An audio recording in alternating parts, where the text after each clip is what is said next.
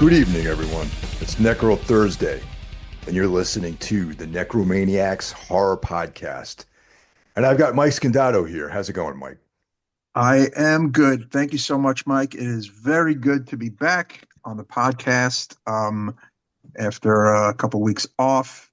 Just, right out of the gate, just wanted to say thank you to you. And of course, thank you to all the listeners out there who reached out or, sent some messages regarding the death of my brother, Kevin. It means a lot. And yeah, I mean, it's total fucking tragedy to lose somebody, at that age. He was only like 56 years old. He would have been 57 in this coming June. But it's also a bit of a cautionary tale, listeners, to be frank about health and about taking care of yourself and, getting checked out and getting checkups and just taking health scares seriously, Mike. And rest in peace to my brother. And again, just gratitude to all you out there listening, and of course the fellow horsemen as well. And yeah, I mean, it's death is a part of life, of course, but you don't think it's coming in your mid 50s, though, Mike. I'll tell you that. No, definitely not, man. And this whole year has just been like, it seems like one horrible thing after another, really. Yeah, yeah. I mean, last fall I lost my cat. Of course, I mean Doyle lived technically to be almost 100 years old as a cat, but a bunch of other crap, of course, with job loss and some health issues for myself personally I've been going through with my kidneys, and it's just been a lot of crap. And just, hoping for better days ahead. And yeah, man, it's been a real test of I think my own kind of personal strength and endurance, and I think sometimes this also is a part of life, man. You go through these peaks and valleys. Yeah, for sure, man. But you got us here, we're always here for you too, man. Thank you, Mike. And yeah, I mean, some really great messages, came my way, and I really appreciate that. And we got a couple of phone calls tonight too. And Yeah. yeah, this weekend we're gonna have the wake for my brother, and funeral mass and all that. But yeah, I mean, he touched a lot of lives with the wrestling podcast stuff that he was a very big part of as Kevin Castle for a really long time. And I'm not really a part of that world at all, but I always knew that the show that he had with the guy Don Tony did very well, and a couple other things that he did as well, Patreon kind of stuff. And and then his life with booking bands too for a very long time, initially at the Club Castle Heights in Queens, and then various other places where he worked at. And then the last place he worked at was at Lucky 13 in Brooklyn for like the last 5 years.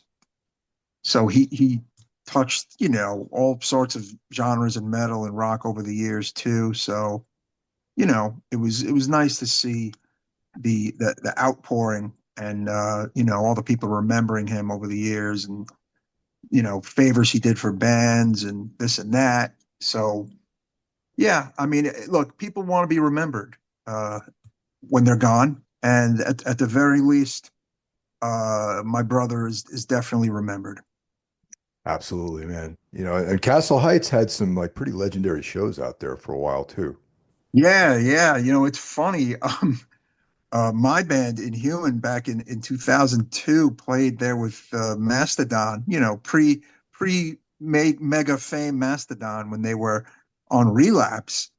And it turns out they actually played Castle Heights 3 times. Yeah. Yeah, I was gonna add to that they played out there like 3 times. I knew that it was Yeah. several times they played out there. Mhm.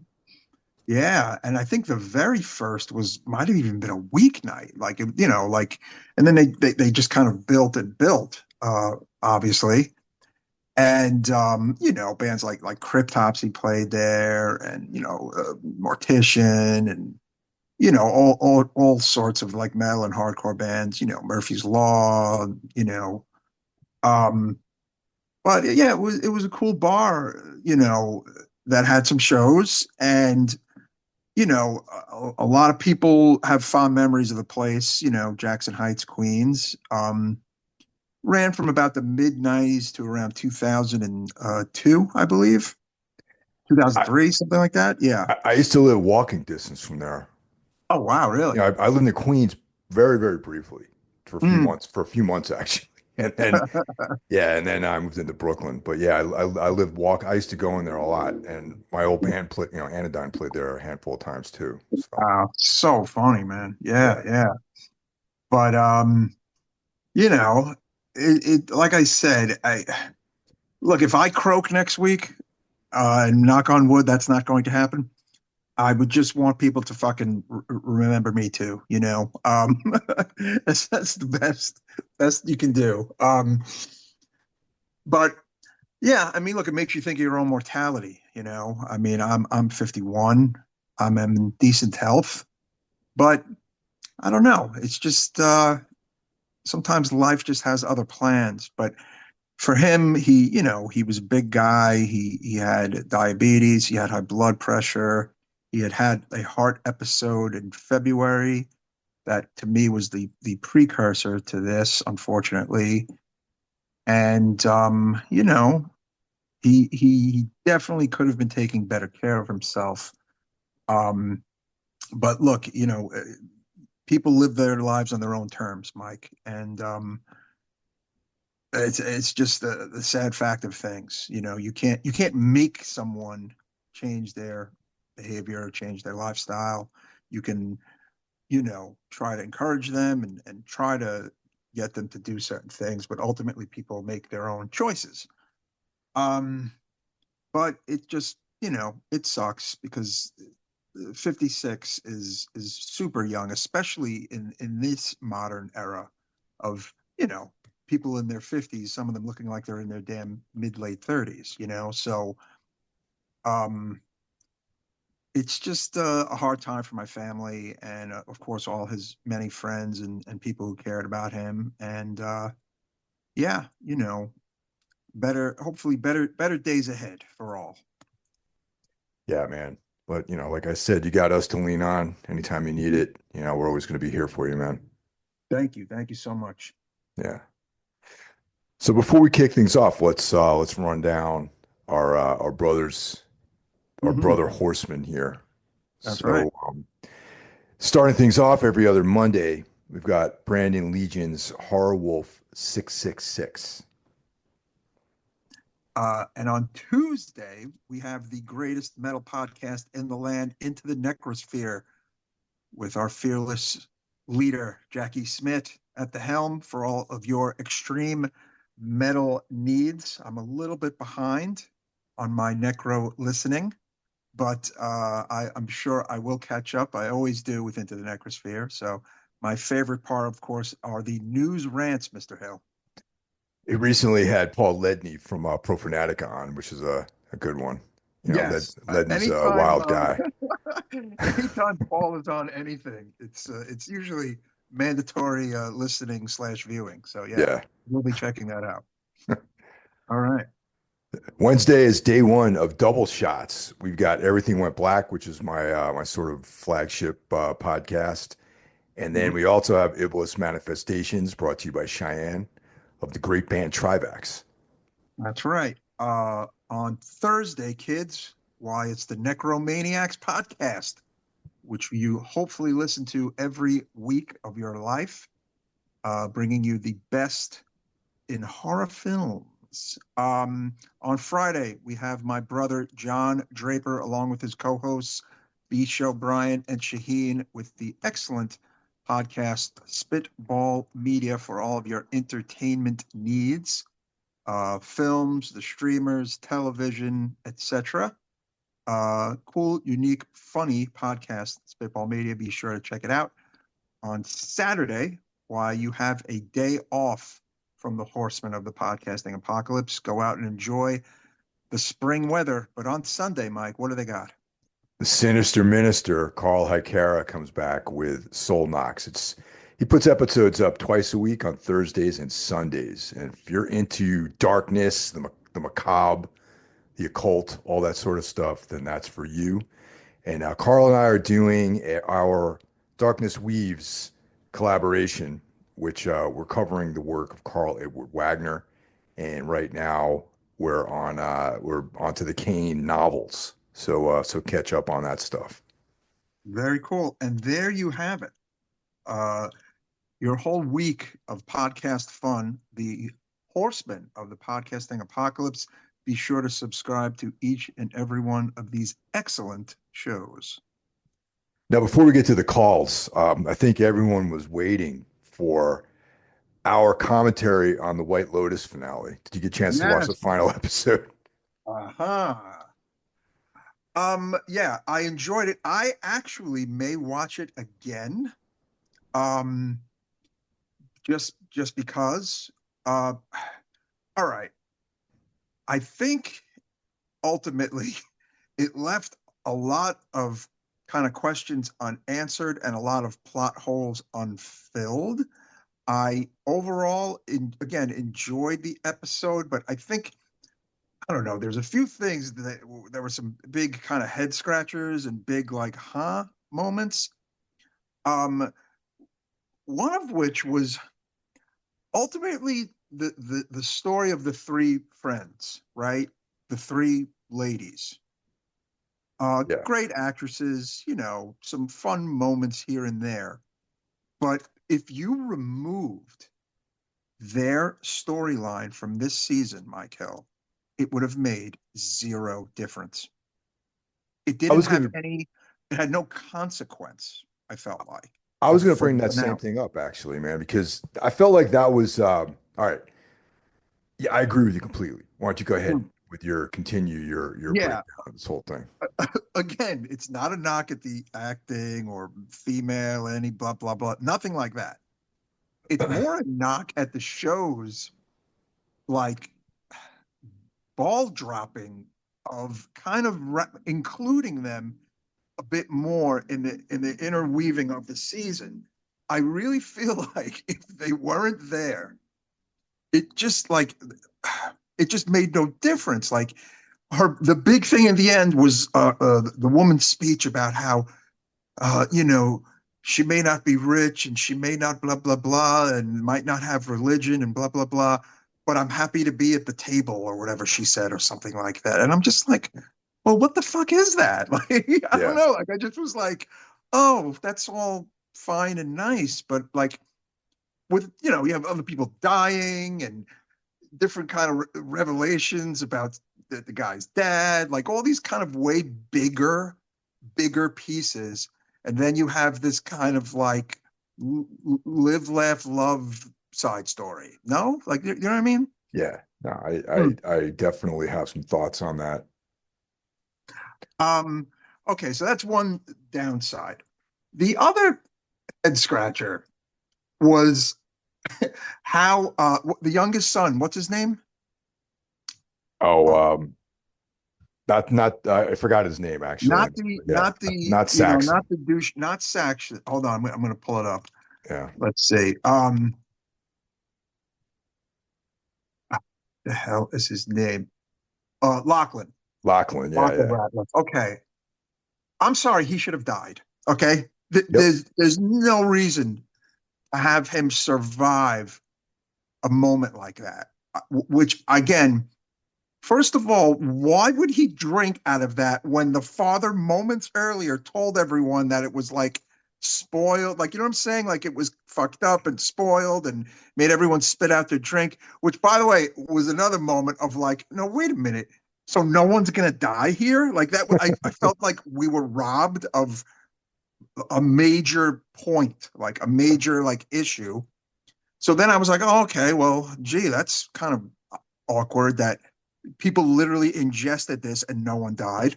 Um, and for him to go back to the blender and make another drink and drink it and clearly die. I'm sorry. I mean, and then he lives. I feel like that whole family got off like scot-free to a degree, Mike. You know what I'm saying? Yeah. When you're done with your spiel on this thing, I got some stuff to say too, for sure. Yes, the whole Ratliff family, right? Yeah. Which to me it was initially one of the I think best parts of the season. They dangled the incest and the this and the that and the father in prison and suicide. We got nothing actually. Yep. We even got the incest swept under the table actually. Like it was weird. It was so fucking weird. Um, so that's another negative.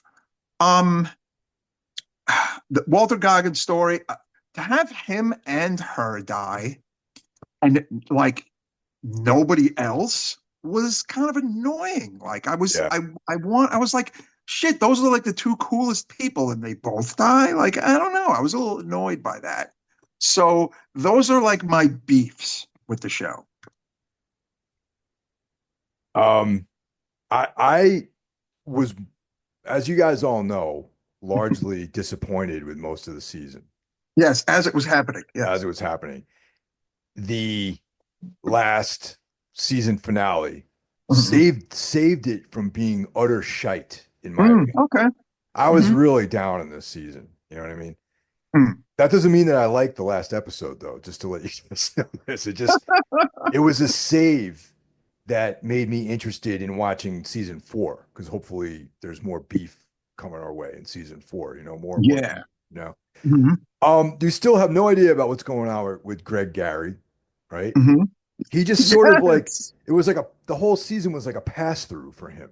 Yeah, but Mm. clearly he is probably one of the major plot lines in the whole White Lotus universe, really, because he goes from Yes. all the way from the first season to the third season and into the fourth season, I'm assuming. All right. Hmm. No, Right. nothing, no, nothing. You get nothing on him except that he's a cuckold. Maybe you get to know about that.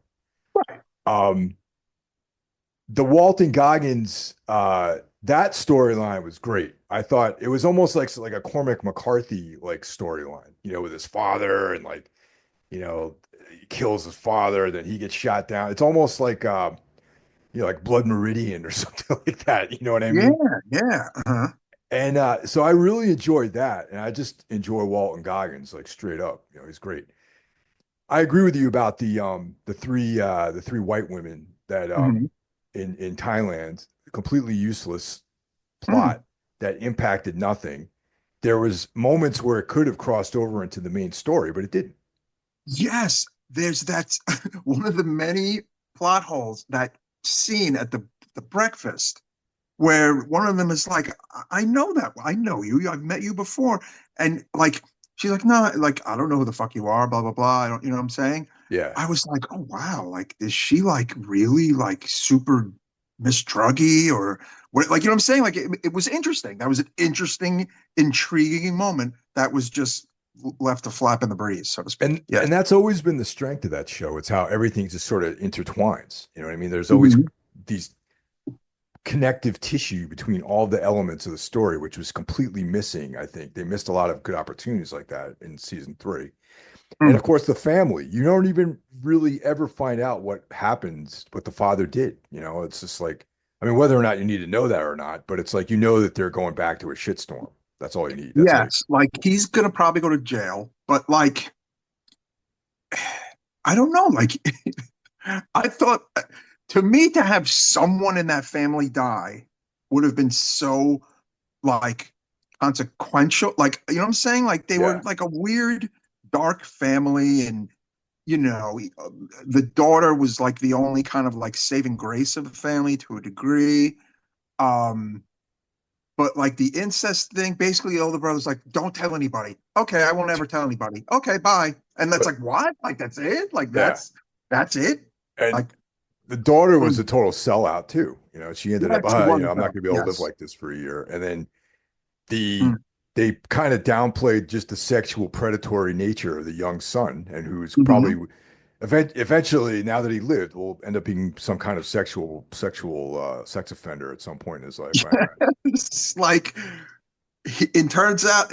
So okay, we got some interesting twists of the characters, but we didn't get like, but they didn't.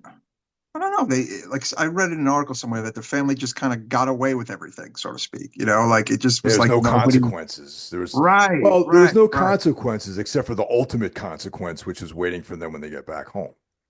Maybe that was the idea Yeah. behind the this. Like we don't know, but we do know. Like when they get home, their whole family's going straight to hell. But so okay, well that's kind of cool. But sometimes I want to see some of that. Like you know what I'm saying? Like you want to see Yeah. a little more. But yeah, Walter Goggins' character.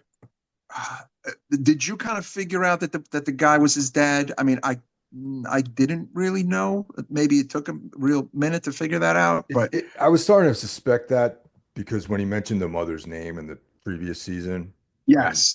and Hmm. there's something about Walton Goggins that just has like he seems like I know that he's played in westerns before, Hmm.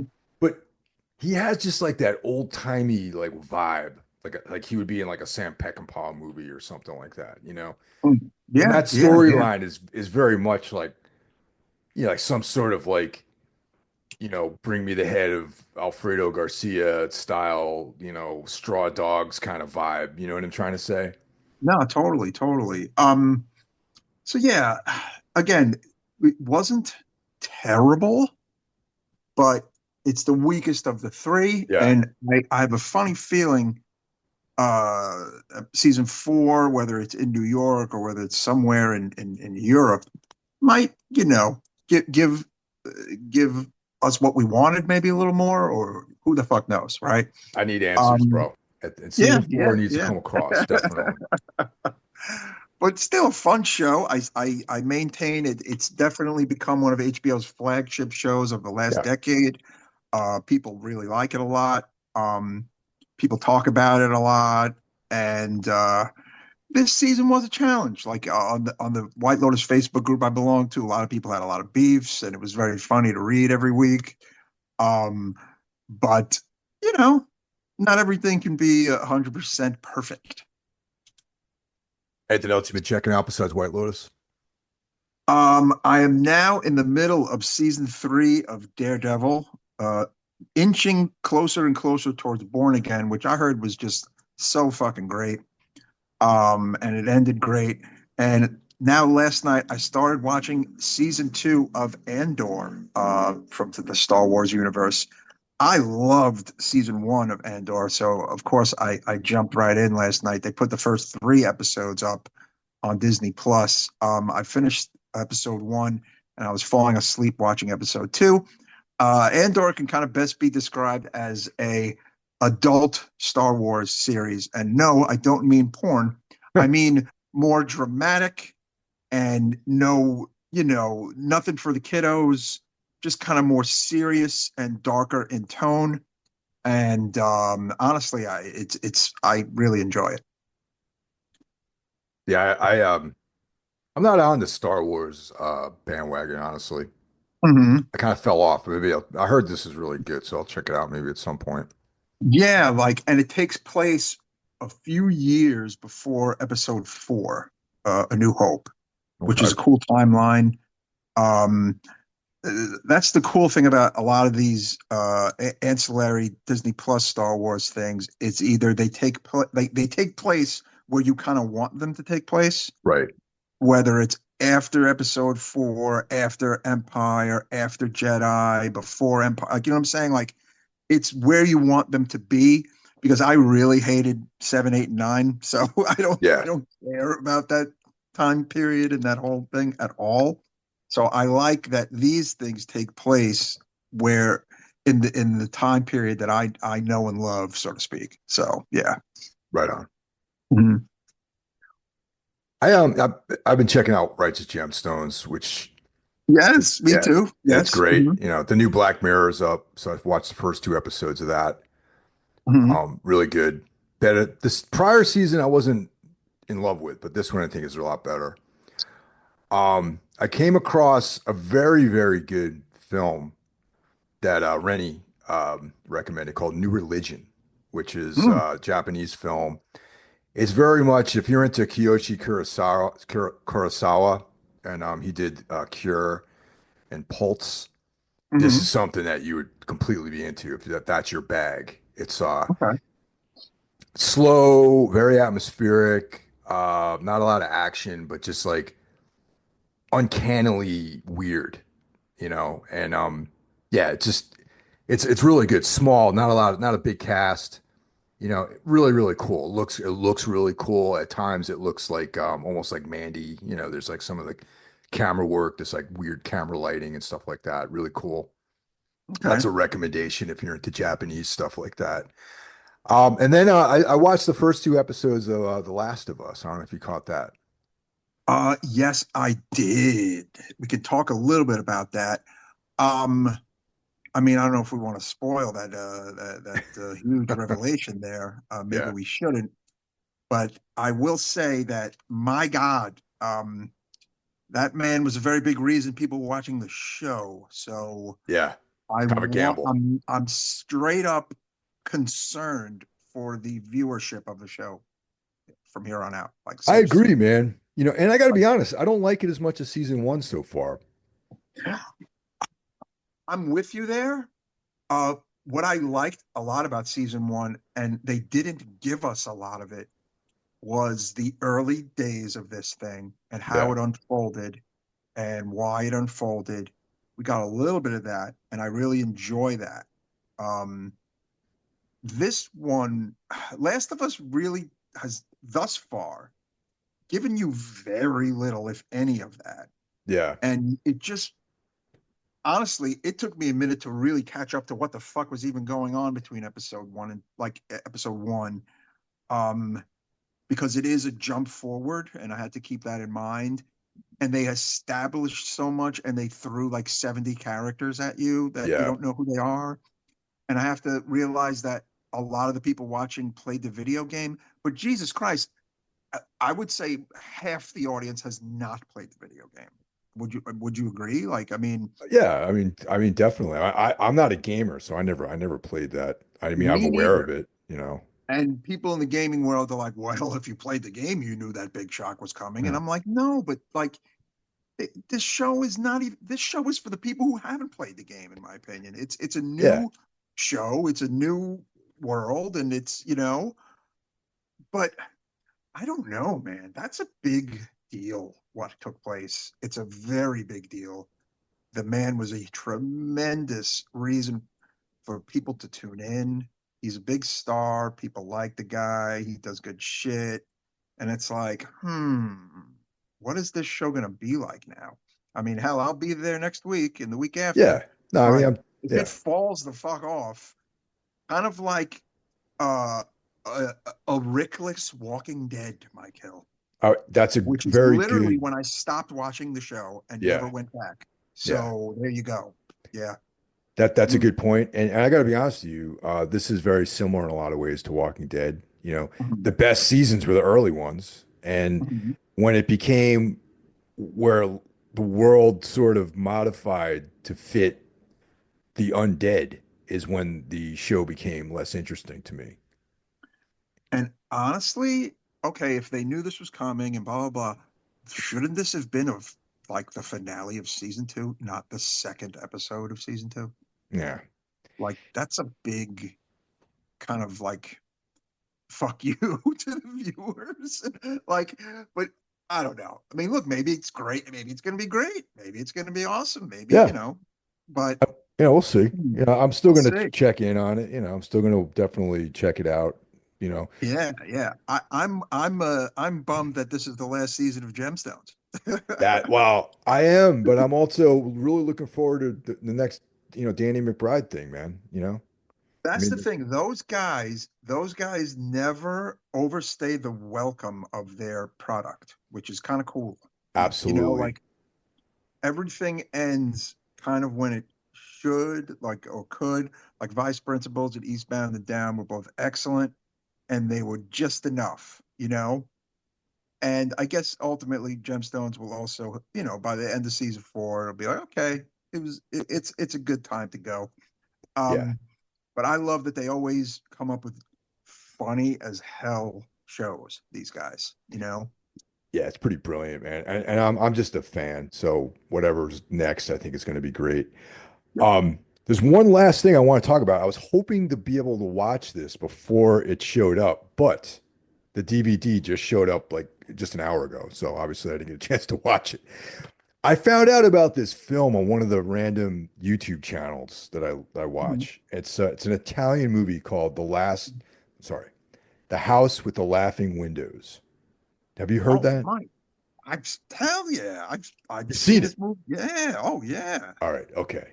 All right. You're gonna Good. like it. You're gonna Yeah, like yeah. this one. Oh I yeah. never heard of this. Hmm. Yeah. So it came up on some list of, old films and I'd seen all of them except for this one. So I went out and I bought this bootleg of it. I'm looking at it right now. It's an obvious bootleg. And Mhm. I was planning on watching it before the episode, but it didn't show up until like just like literally like an hour and a half ago. Dude, it's a giallo, but it's really weird. Yeah. It's really different. It's creepy. The music is creepy. The vibe is creepy. You're gonna like this movie. Yeah, we could definitely cover this fucking movie, man. I've seen it. I haven't watched it since maybe the mid O's, maybe almost 20 years actually. So Well, yeah, yeah, it could I'm be gonna fun to definitely cover this watch one. this. Definitely gonna Yeah. watch this like in the next couple of days. So yeah, we'll talk about it for sure. Yes, from director Pupi Avati. Yeah. Interesting name. Yeah. Um, yeah, it's one that kind of stays with you. It's a cool movie. Yeah, it looked really cool. All right, man. So moving right along, we got some phone calls. So if you Mhm. want to get at us on the Necro phone, it's 908-913-0782. First up, we got Tim from Detroit Rock City. Hey, Necro dudes. This is Tim from Detroit, Michigan. I know I'm like a little bit late, but I just wanted to offer my condolences to Mike Scandato. I saw the post from last week, and I uh, I just wanted to say something. I know I'm late, but I wouldn't, you know, I that's a bummer, man, and I'm sorry. Condolences to you and your family, and I hope you guys get through this okay. All right, guys. Bye. Yes, thank you so much, Tim. Again, we have some of the best listeners in the land, and I appreciate your thoughts. And as I said at the top of the show, I'm just really grateful for the outreach and people thinking of me and my family. And thank you so much, bro.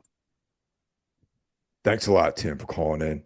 And up next is friend of the show, Tavis, hailing from Pittsburgh, PA. Yes. Hey, it's Taves from Pittsburgh. Just calling in. Just wanted to call and send my condolences to Mike. I don't have any social media or anything, man. And I heard the message today and just wanted to say I'm sorry, man. And I know there's really not much anybody can say when these things happen, but thoughts are with you, man. And lots of love to you and your family, dude. Take care. Bye bye. Yes, Taves, thank you so much, man. I know you're a long timer, and we love our long timers here at the Necromaniacs podcast. And yeah, man, it's I really appreciate this, and it's definitely been like I said a trying time, but the podcast and my friends and family have been there for me, and it's good to have outlets when you're dealing with shit like this. And thank you so much. Up next, we got Conrad from Alberta, Canada. Hi, my name's Conrad. I'm calling from Alberta, Canada. I just want to say I really appreciate everything that you guys do with this podcast, even beyond the Necromaniacs podcast, Mr. Hill, your Everything Went Black, your sub-series with Carl doing the Darkness Weaves, fascinating stuff. Really opened my eyes to a whole other world of sword and sorcery that I was unaware of. Totally my bag. So I really appreciate that.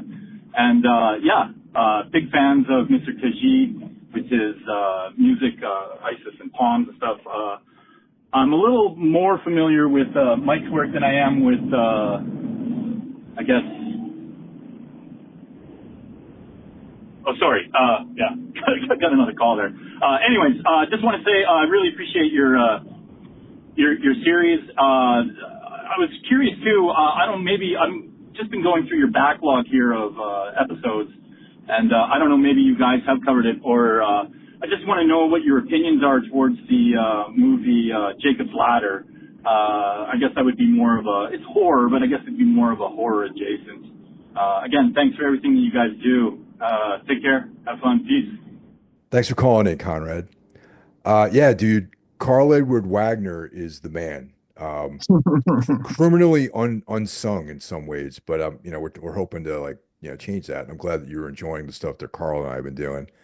Yeah. Really, really appreciate that. Side note, the Solomon Kane comic book issue 2 came out this week. I got issue 1. I didn't read it yet. Did you get the single issue, Mike? No, I haven't. Okay. I'm gonna grab both of them, but that's gonna be that. Carl Hikara has that already. He's told me, give me a preview of it. But yeah, it looks great. I did. The artwork is really nice. It's in my to read pile, but of comics, I have a to read book pile and a to read comic pile. The comic pile has definitely shrunk. I also picked up issue 1 of The Mummy because Image Comics, folks, has been doing all of the Universal stuff, and now they're doing The Mummy. They did Frankenstein. They did Dracula. They did an excellent Creature from the Black Lagoon story. Wolfman, I believe, is coming up down the pipeline after Mummy. And I don't know. I didn't like the artwork too much in this Mummy story, so I don't know if I'm going to return because the artwork means a lot to me. Yeah. Too cartoonish for me, but again, they've all been selling very well, apparently, all these Universal Monsters Image runs, and the Frankenstein one is great, and the Creature one is great. Haven't read the Dracula one yet. I have that on order, the trade. So yeah, check those out, kids. And we've talked about doing Jacob's Ladder, actually. Yeah, it's something I would definitely be into doing. I've always been a big fan of that movie. And it kind of reminds me of maybe a short story that Laird Barron would have written or something. You know what I mean? Yes, it definitely does. I have not seen that movie in a very long time. Of course, I've seen it. But it would be nice to watch it again. It would almost probably be like watching it for the first time. So yeah, we'd love to cover that. Definitely holds up because I watched it, I want to say over a year ago, but it was pretty recent, maybe a year and a half, maybe, and it definitely holds up for sure. Nice. Yeah, I remember being creeped out by it. So yeah. Yeah. So that brings us to this week's feature film, The Wolfman, 2024. 2025. Actually, yeah, right. It's 2025. It's a January 2025 release, and it might be our first 2025 movie of the year. Yes, it is. In my notes here, I have the release date is 2025, so I don't know what the hell I was thinking. January 17th, 2025, Yep. Of course, from Universal Pictures, who of course have all the Universal monsters on lock, with a budget of $25 million and a paltry box office of $34.9 million, just made its money back. Directed by Leigh Whannell, written by Leigh Whannell and Corbett Tuck, starring Christopher Abbott, Julia Garner from Ozark fame, soon to be from the new Fantastic Four fame as Silver Surfer, and Sam Yeager. Blumhouse co-production along with Universal.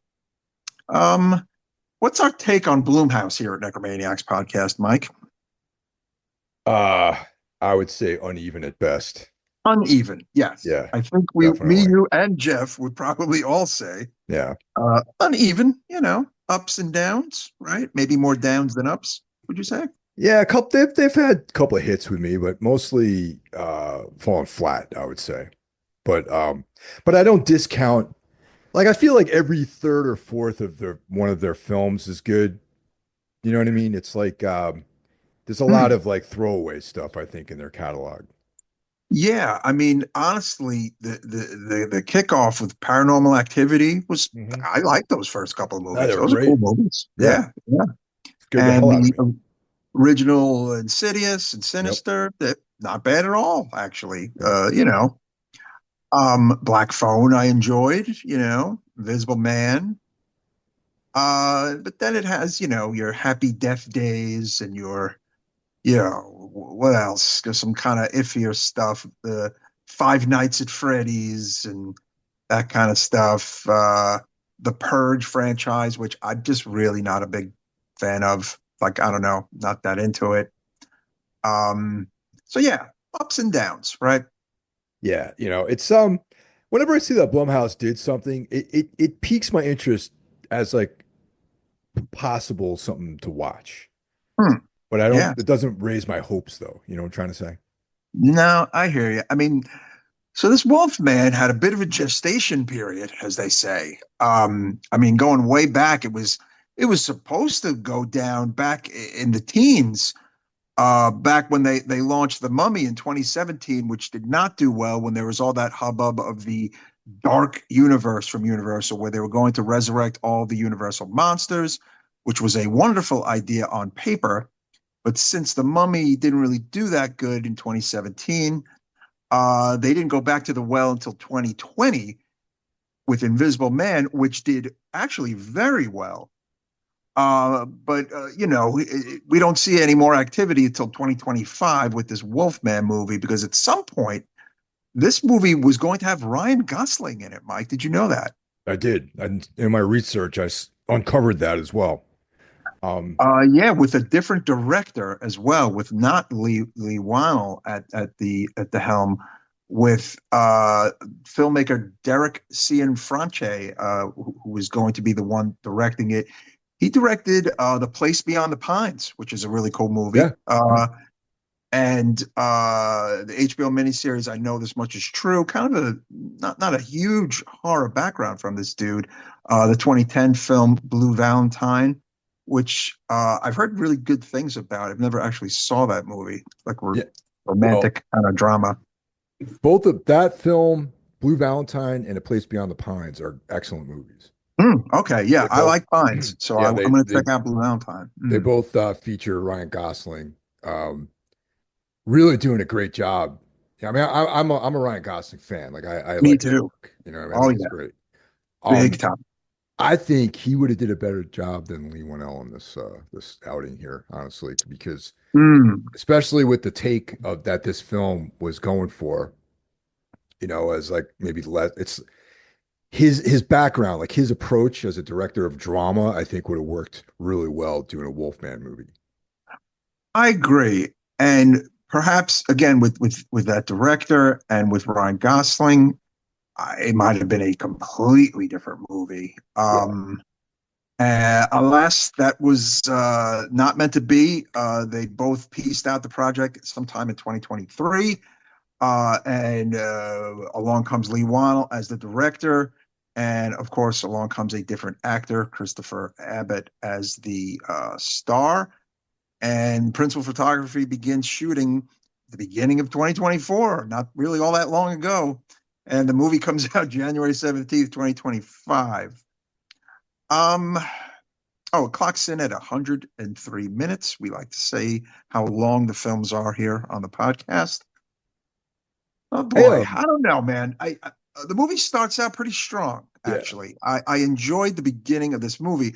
I also really like Julia Garner as an actress. I loved Ozark, Mike. Were you an Ozark guy? I never watched Ozark. I know that sounds odd. I tried to watch the first episode and I just didn't catch with me, but everyone speaks very highly of that show. I think you should perhaps go one more round because Yeah. that show just it gets better and better and darker and weirder and yeah, I think that's something you would actually really enjoy. Yeah, yeah. I think I'm gonna do that probably. Yeah, it's something it's just one of those things, man. Just slip right by me, Mm. Christopher Abbott, that's what actually got me stoked about this film. Like long before I found out, I didn't know the background of the movie, but when I heard there was gonna be a Wolfman movie with Christopher Abbott starring in it, I like Mm. his work too. I think he's a fine actor. I think he's Yeah, great. he's in the Necro favorite Marcy May Marlene. Yeah, that's right, Hmm. man. And he's very subtle. Like he's less recognizable, but when you see him in the role, you're like, oh, it's Christopher Abbott from these other films I saw him in. And he's been in a ton of stuff. No, totally. And Leigh Whannell again, um, horror guy. I mean that he's there at the beginning with the Saw franchise. He's there for Insidious. He's there for you know a lot of stuff. He was not the director of any of the Saw movies, but he wrote all of them. Yeah. Um, and served as a producer, executive producer on a bunch of them. Uh, his directorial stuff is Insidious 3, Invisible Man, which was great, and well, a movie called Upgrade, which I'd never heard of, Oh and yeah, now Upgrade's actually Wolfman. really good. I saw Oh, Upgrade. okay, Yeah. okay. But he has a tremendous horror pedigree, though, as one of the kind of co-creators of the Saw franchise, along with James Wan. Again, another guy who has done some great stuff and some not so great stuff. Um, so when I saw that he was doing this movie, I actually thought it was in good hands because I really enjoyed Invisible Man. And I was actually looking forward to more, of this new Universal stuff, which I don't really know the fate of due to the not so successful outcome of this Wolfman movie. If there is more of that coming down the pipeline, I will gladly see that. Um, I know there's a Bride of Frankenstein movie coming, but I don't think it has anything to do with this world that they wanted to create. I don't know. This movie starts out pretty strong, and there was a whole period of time where I was looking at my goddamn phone, Michael. I got to be honest. I'm on the same boat with you. I like the premise of it. I think it started off good. Mhm. Um, Christopher Abbott's character, he starts off with him as a young boy, and him and his father are living out in the woods in Oregon. Mhm. And and you can tell there's like his dad probably has like this kind of like survivalist, prepper vibe to him. Yes. Oh, And those were good scenes. Yeah. and just taking another jump here that there's probably a lot of homeschooling involved, a lot of stuff like that, and a lot of maybe lack of social skills imparted on his character too. Because he always later on we see him in a more urban environment and he's kind of like the stay-at-home dad, but he's a little bit uncomfortable, I guess it seems like. Yes. Yeah. The movie begins in 1995, which I cannot believe is 30 years ago.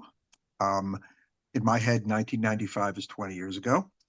Um, right? Am I crazy that Dude, I'm 1995 seems like 5 years ago, to be fine? honest. Yeah, to Michael, it's five. Me, I'll give it 20 max. I will Yeah. give 1995 20 years max. Uh, not this insane 30-year jump that I think is traumatizing to me. But and yeah, he's on like you said, like a hunting kind of trip in Oregon with the dad, and the dad is definitely loving this kind of vibe.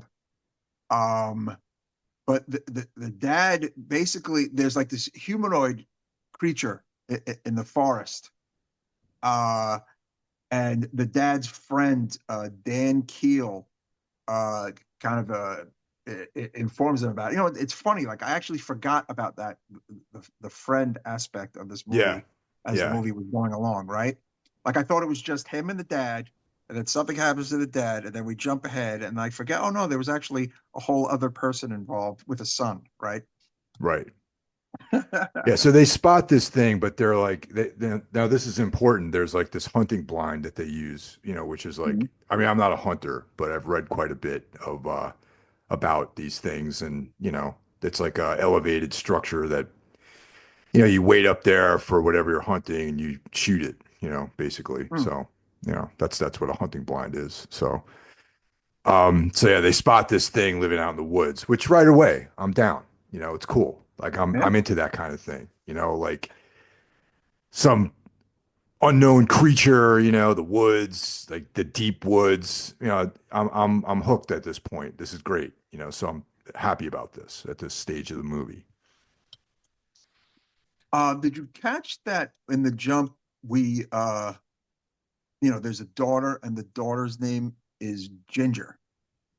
Um, I almost feel like that is a mild nod to Ginger Snaps, the werewolf movie. Yeah, yeah. I was thinking the same thing too. And Ginger Snap's a great werewolf movie. That's another movie I always wanted to talk about too. Yes, and it has two sequels. Yep. Uh, I believe I only saw the second one, Ginger Snaps 2. I didn't see Ginger Snaps back, I don't think. I only saw the But first one. yeah, the first one's actually really good. We could definitely cover that. But I caught that name Ginger, and I immediately thought of the werewolf movie Ginger Snaps. How about that? Yeah. But yeah, like you said, the marriage is a little weird because he's got like anger issues, and he's kind of the stay-at-home dad. And they receive the death certificate of the father, Grady, in the mail, who went missing. Surprise, surprise. And what they decide to do is pack up the family and go down to that area where they hunted back in the day, to repair the family relationship. Yeah. Um, which sounds like a lovely idea, but of course might not have been the best idea in hindsight. Thing is, though, it's all right. My take on this is Charlotte, the wife. That's Mhm. not her style, man. You know what I mean? She's like a city girl. Mm. Yeah, To she's her a living in a cabin out there in the middle of the woods for whatever to repair their relationship, that's gonna probably sabotage their relationship if you ask me. But it's kind of this thinly veiled reason for him to go out there and try to investigate what's going on, what happened with his dad, because I imagine there was probably, a lack of closure. They didn't have like the best relationship, like that sort of thing. right, right. I mean, of course, like again, it's kind of like a typical plot at this point, though, would you Yeah, say, it about, is.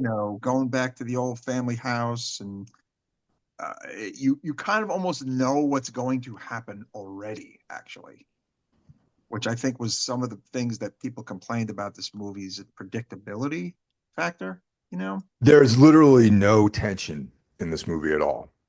No, not really. And yeah, Yeah. and I just want to bring, like completely different type of film, but this could have had the same amount of tension as the first Evil Dead movie.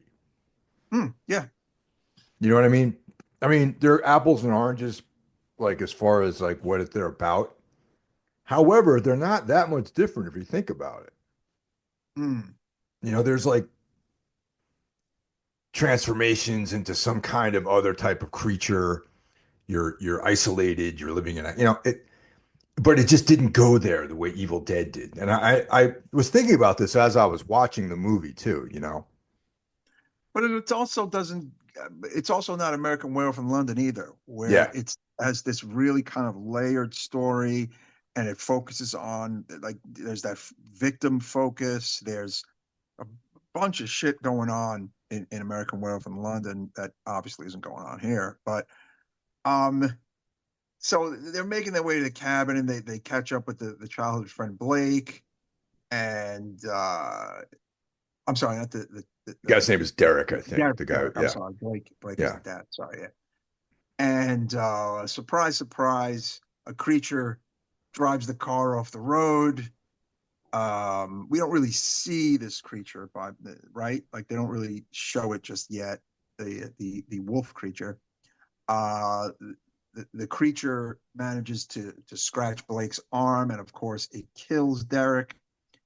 But the scratching of his arm turns out to be the real kind of kickoff for this movie, because he starts, losing teeth, getting hearing sensitivity, and kind of like slowly kind of losing his mind, right? After the fact that he got scratched by the werewolf. Yeah, this movie kind of takes place almost in like real time. It's all like in one evening, One from this night, point correct. out. Yeah, so Hmm.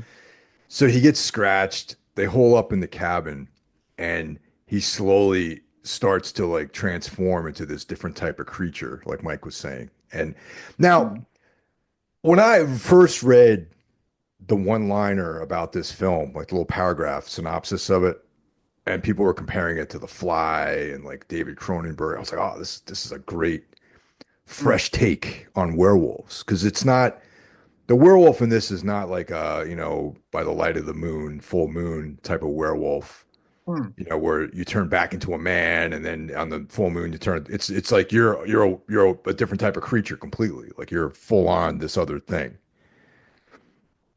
At least that's what I got out of it. You know what I mean? Yeah, there are mild body horror moments, maybe not that mild in this movie. Um, but you could argue in every transformation werewolf movie there is. Um, but the problem here, and me and Mike talked about this before we hit record, was how poorly the creatures look in this movie. I mean, these are folks, sad to say, the worst looking werewolf Yeah, creatures I've ever seen in a movie in my life, actually. They don't even really look all that wolfish to me. not at all. Yeah, They look like creatures and beasts kind of, but not, they don't look how you want them to look, I don't think, in a werewolf movie. And they definitely didn't look how I wanted them to look.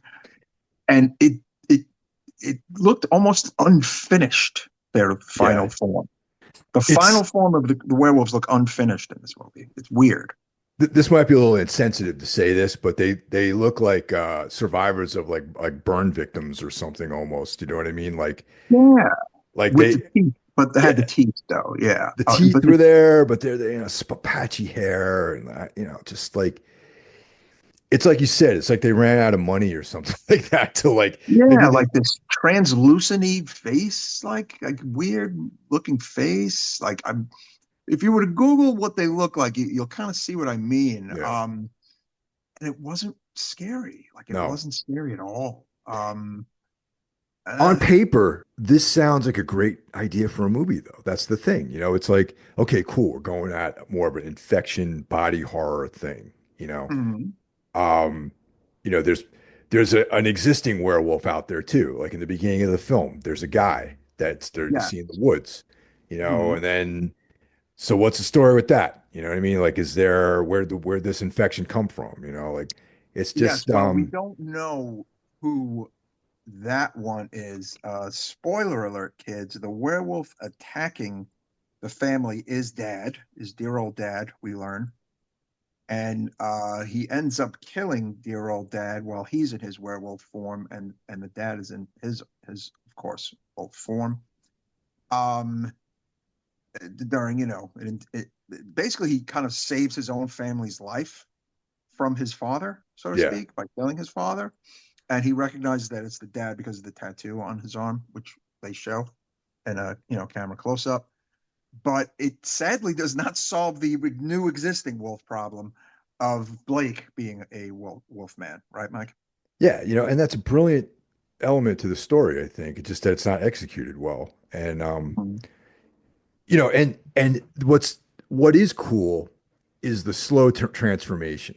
We're used to seeing like you said, the American Werewolf from London or Howling, where Mhm. there's like the transformation is a big element, a big, set piece in the movie. But in this one, it takes place over time. And there's even an element of him where they're trying to communicate with each other and he doesn't understand what she's saying. I thought that was kind of interesting too. Yes, that was an interesting part. Like then there was earlier on there was this weird thing where he's just looking at her and looking at his daughter, and the camera just kind of focuses on Julia Garner for a moment, and I thought that was a nice kind of off kilter moment in the movie. Yeah, Do you remember that? I do. I do. There, Yeah, I there like there are a couple moments like that which are effective, but yes.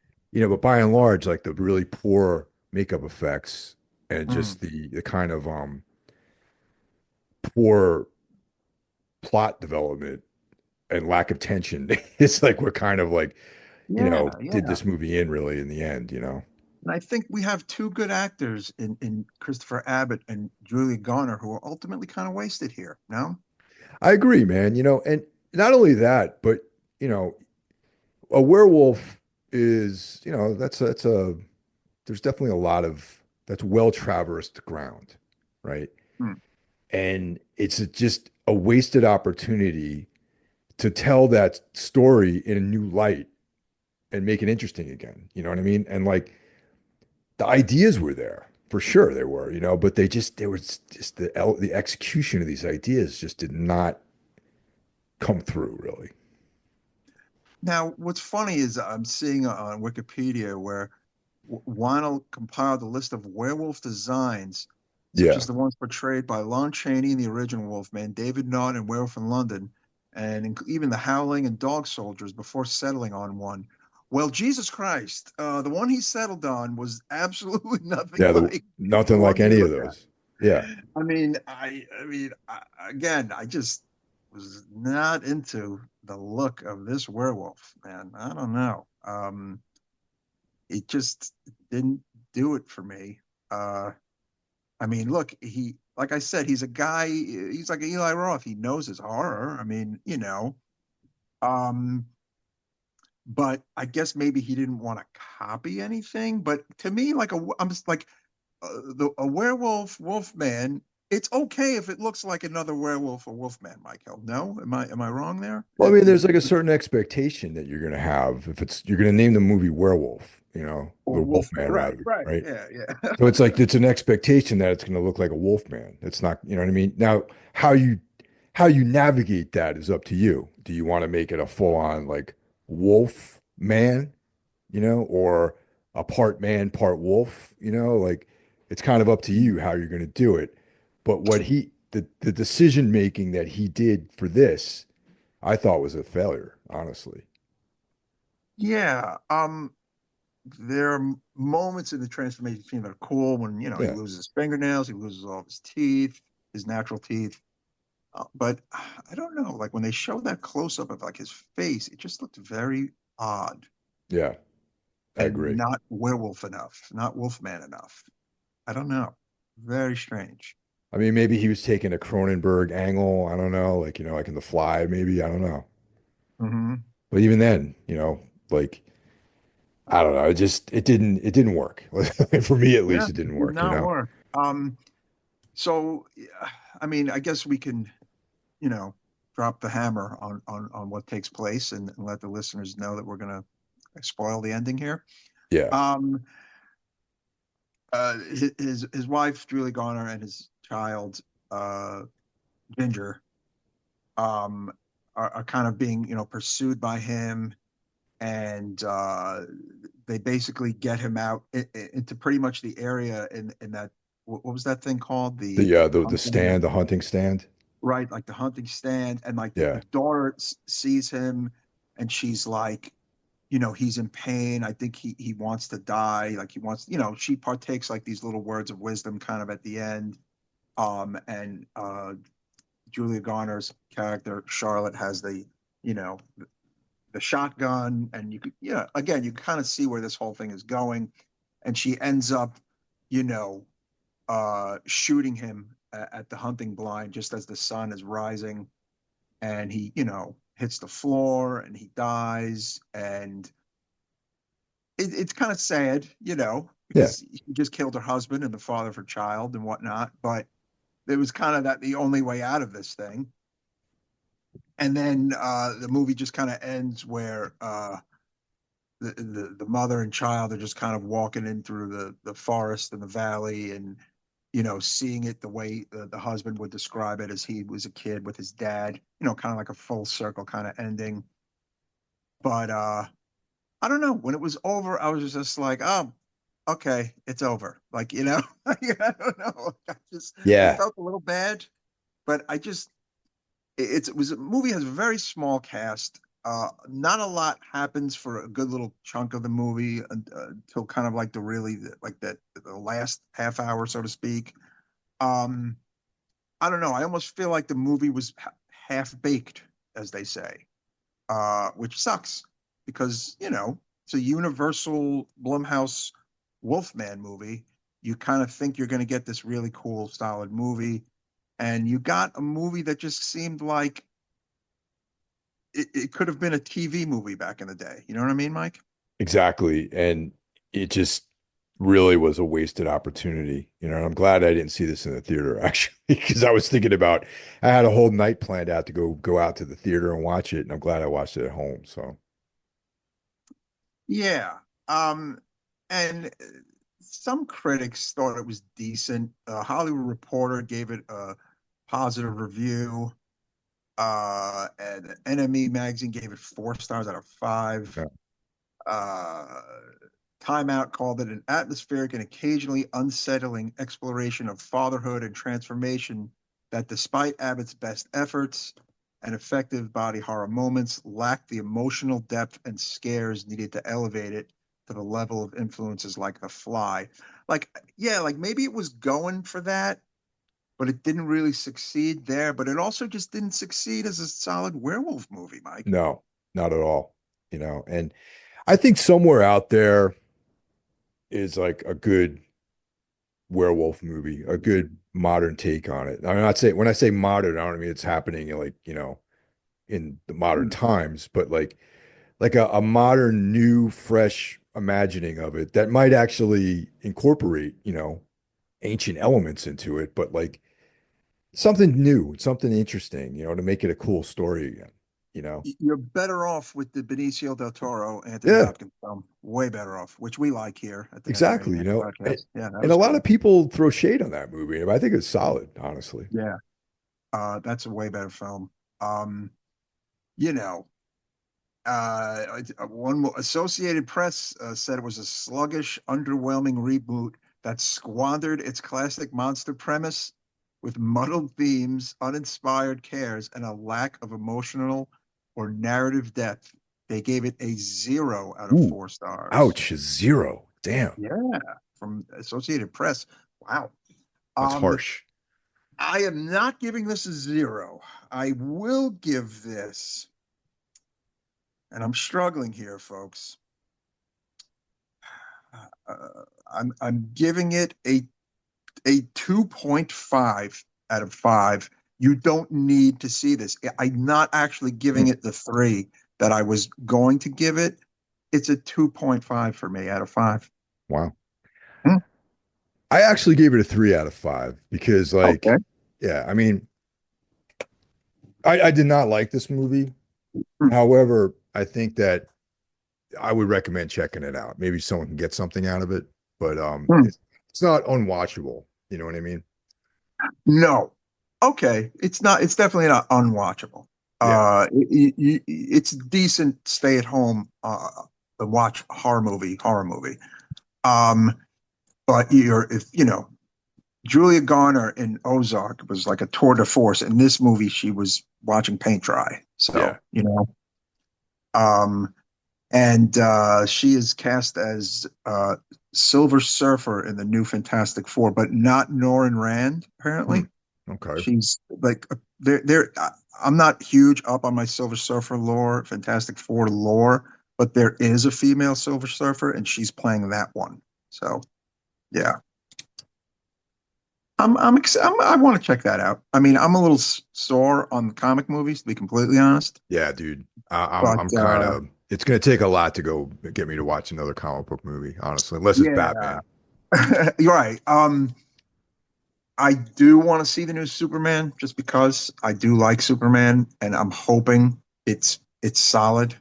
Uh, because the future of DC movies is leaning on this apparently. Wow. Not Okay. not Batman movies, but DC movies. Hmm. So we'll see what happens there. Um, and there's big high hopes on the Fantastic Four movie that's coming out this summer, pretty much the same time as the Superman movie. They're going to be kind of competing for each other, so should be interesting. But there you have it. There was our first 2025 movie of the year. read into that what you will. But hey, last year started off the same, and we got some bangers. So maybe this year the bangers are forthcoming, Michael. Yeah, there's a couple of things I'm looking forward to seeing. You know, there's Cronenberg Shrouds, which is coming out. There's a movie Mm, called Ash, which looks kind of interesting to me. You know, excellent. yeah. All right. Thank you all so much. And once again, thank you all for the many condolences and well wishes for me and my family. And yeah, I really appreciate that. Thank you, Mike.